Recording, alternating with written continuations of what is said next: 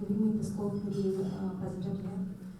This is Shankar Sukana from Bangladesh, and I'm working in A2I program. That means access to information, and the ultimate objectives of this institution is to innovate for all. We are helping the government in making the government digitalization, leveraging and rapid expansion of technology and e-services, and the last but not the least, we are building the ecosystem, innovation ecosystem across the country. Innovation in national problem solving.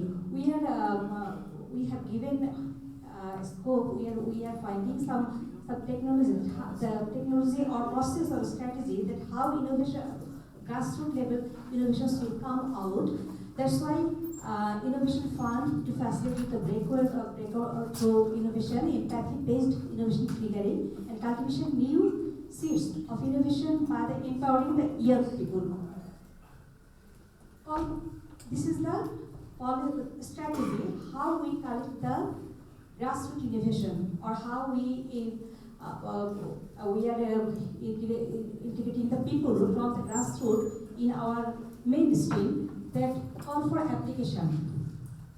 We have an online process of collecting application from the people. That is the idea bank. People can at any time they can submit their new innovative ideas here, and then shortlisting of the submitted ideas, and then grooming. After sorting these, we have a group of people. They make the grooming of that ideas. Two types of ideas are there. Some are software, sometimes some devices. Some are related to the government service. Some are related to the people service, citizen-centric service. And then after that, we give them the fund. 1 year piloting, and after the piloting, we successfully, if it is successful, we make the analysis, impact analysis, and then we go for the scale up of that project. For the last 4 or 5 years, we already have 6,000 proposals from different parts of the country, and 208 ideas are funded through that mechanism. Among these 40 projects successfully completed, another are on running position, and 25 projects successfully scaled up. We give the people, we give individual and institutions also, but a maximum $34,000 we are giving them. Here, at the same time, we collect our ideas through 2 or 3 types. One is for online. Second, we through some challenge fund. There's some government offices. They are saying that we have these national problems, so you please bring us with a solution. That is one project. And another, the different ministries, they are arranging the showcasing in the rural level. And from that showcasing, we pick up some innovations from the grassroots level, and we make them finished, and we will fund them.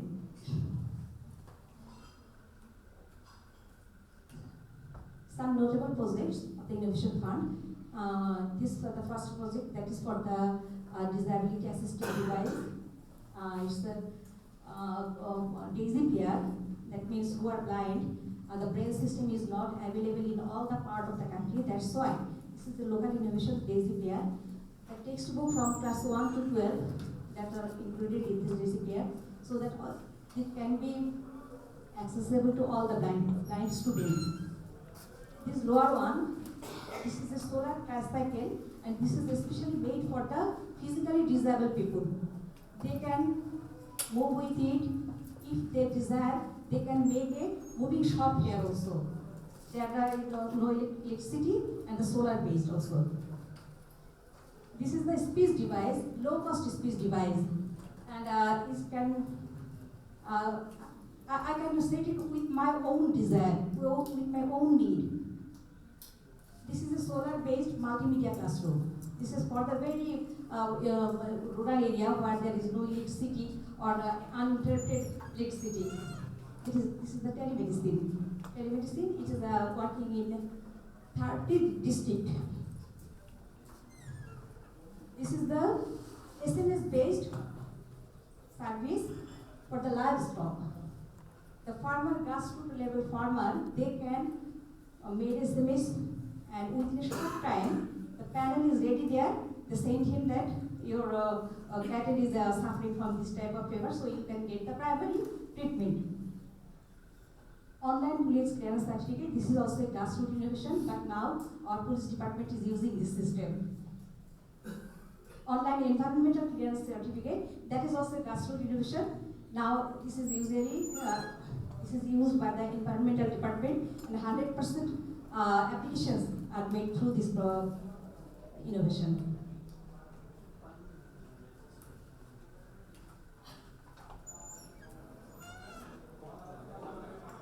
The problem, this is the flow of our work, that initiation, execution, and implementation. But the main problem, as I am too short, I will share the. This is the Innovation Prototype Initiative 1996 that prototype completed. This is the prototype. I will share just. This is the Women Initiative. I think this is very special initiative in Bangladesh because for the grassroots innovation, we are encouraging the women to stay in the field and encourage them to increase their number in innovation. So we, from 2016, we have initiated this. Only we throw some challenges. Those challenges, the solutions are only coming from the women. That's why at a part of women are coming out, and then we are trying to make them sustainable in this field.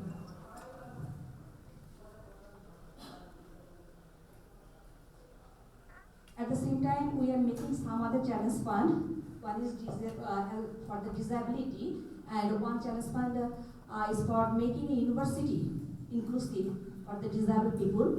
And people are giving the solution that how we can make a university inclusive.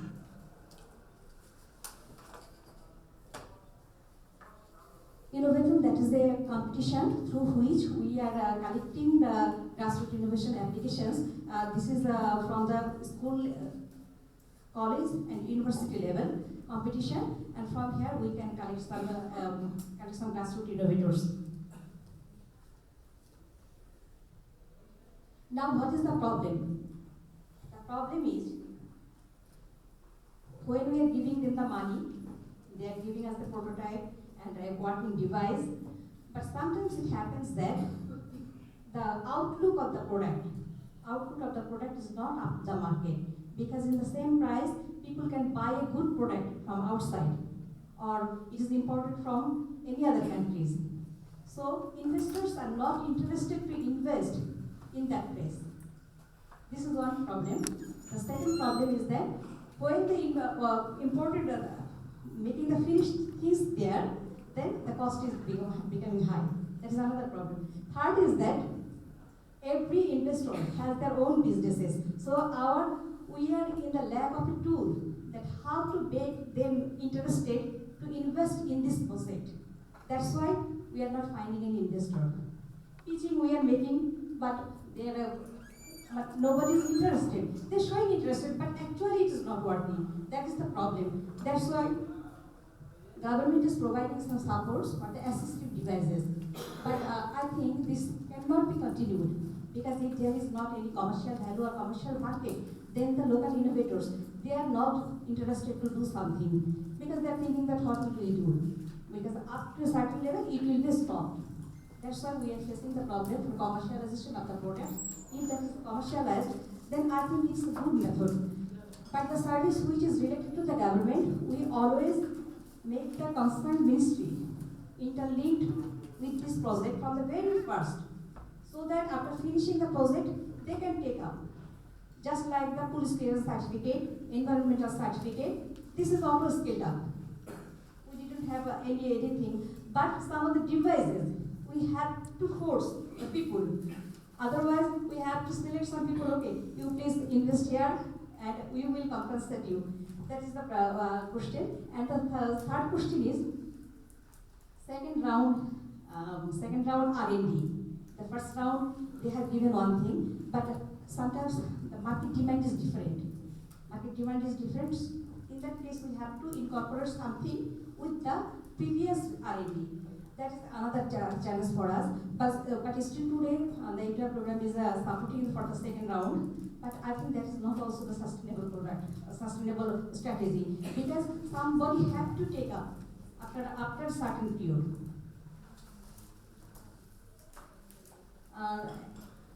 We have some other policies, national policies, that is also a problem. That's why the product, if we assemble or if we locally produce, then the price of the raw materials, that's very high. Or imported raw materials, that is contradictory to our national policy. That's why we cannot do in some cases, and we are now to find out the gaps between our policies which are entry to the local innovation. I think that is another problem of the local policy. This is all about KUI, but at the same time, some other institutions of government, they are also working for the grassroots innovation. They have their own working but the process is similar and the problem is similar at MTOL. This is all. As I was just now, that's why I didn't have a good presentation, but I tried to just represent my country work, that we are working in this way. Okay, thank you very much. Yes. How many women innovators in your database?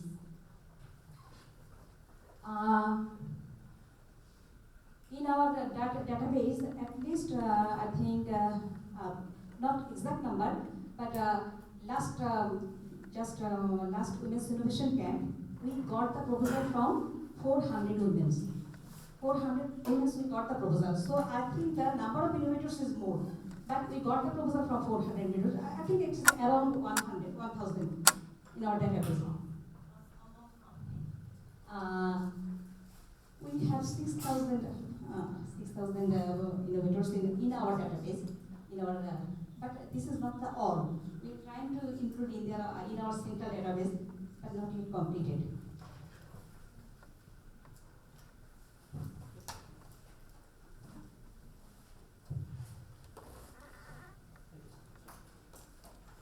Thank you so much. I like your presentation so much. So I'm from Indonesia and I learned a lot from your presentations.